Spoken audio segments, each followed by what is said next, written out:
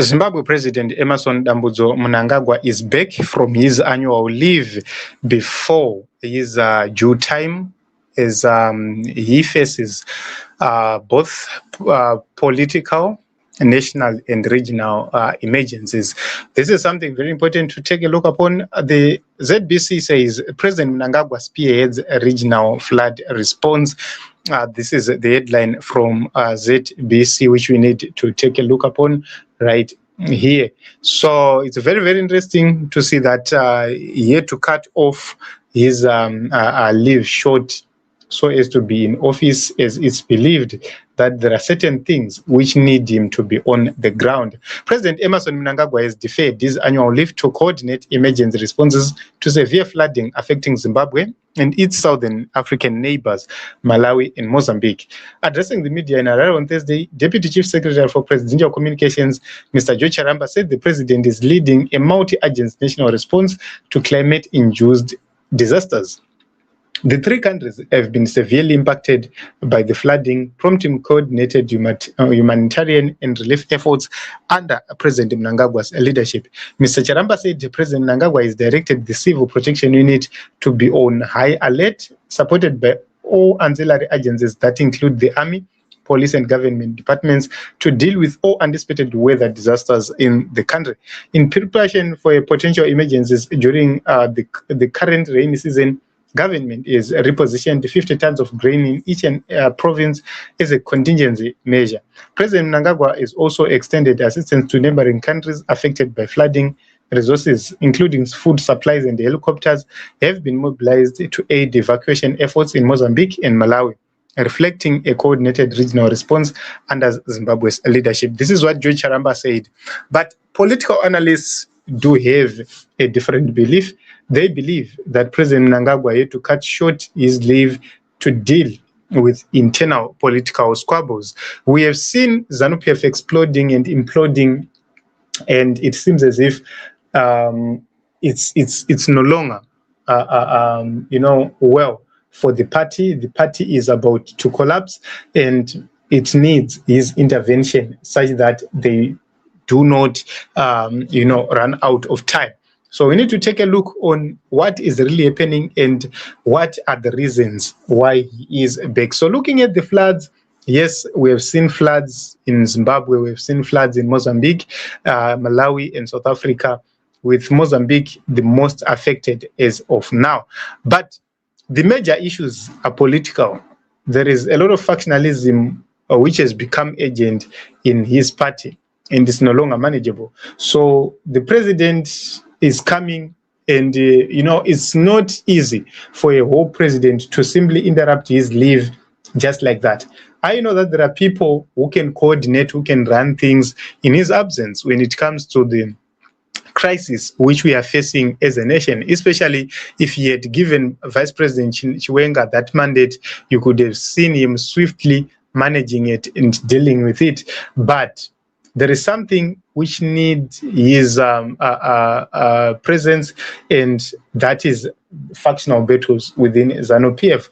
Internal ZANU-PF conflicts have escalated beyond containment, and the deputies cannot deal with the matter because they are believed to be part and parcel of the whole thing. So it will be very difficult for those involved to listen to the same deputies they've despised for a very long time.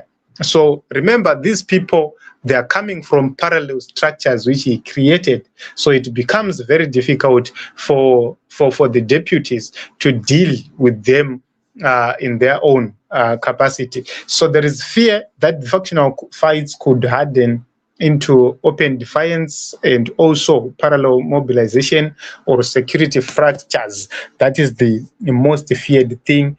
And Mnangagwa believes that his personal intervention can arrest the situation and avert the crisis they are facing at this point in time. Yes, floods, they've become a legitimate cover for the president, but politics is the priority. Natural disasters, we have seen them happening for so many times. We've seen a lot of things happening. We've seen Vice President Chiwenga when he was there. He managed the ship well, he steered the ship well. I think VP Moadi was able to respond to critical issues. So many issues were addressed when VP Chiwenga was there as the acting president. VP Moadi was there as the acting president. We've seen so many reactionaries from the emergencies, emergency teams. But why is it that the president is so much concerned? Is because there is a political, volcano which is happening or which is coming. So Mnangagwa is combined both crises, the party crisis and national emergencies, and is coming in is a stabilizer of the situation, somebody who can stabilize the situation when it's hot and it's getting out of hand. So what it means is if Mnangagwa succeeds, is going to reinforce the idea of ZANU-PF stability, which then becomes the issue of national stability. At this point in time, the factional battles between Tagwire and Tungwarara, they've become a national security issue, and it needs him to come and make sure that he stamps his authority. So what is happening is no faction should assume succession momentum immaturely, and prematurely. They must make sure that they deal with this whole issue, and no faction must be ahead of another, such that they fight their succession battle or their 2030 battle with the outsiders, not with the insiders. So, what you need to understand is at this point in time, Mnangagwa is still engaged, is not weakened, and is still there for quite some time, and he still need to make sure that he creates a formidable backbone for himself. So what you need to understand is decisions always come from the top, and it's not about negotiations, it's not about anything else. When Mnangagwa comes, things happen. So remember, he met with Hubert Angel.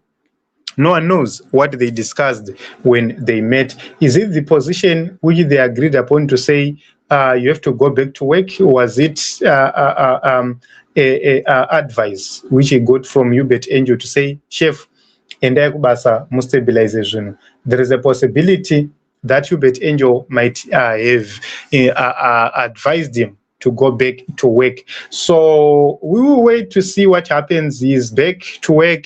Tungwarara is supposed to address on the 25th. It's expected to see Tungwarara responding to Hubert Angel, to Tagwire, and to others. And everyone is eager to know what is going to happen. Everyone is eager to know the next steps of people like Tungwarara and their faction. We have also seen a lot of anxiety, in the past few days. The Youth League, they've given their own views. We have seen the Warakashi department dividing. We have seen everything coming out publicly, attacks coming out publicly and more direct. We have seen Tim Tagwire fighting back, and it's something else.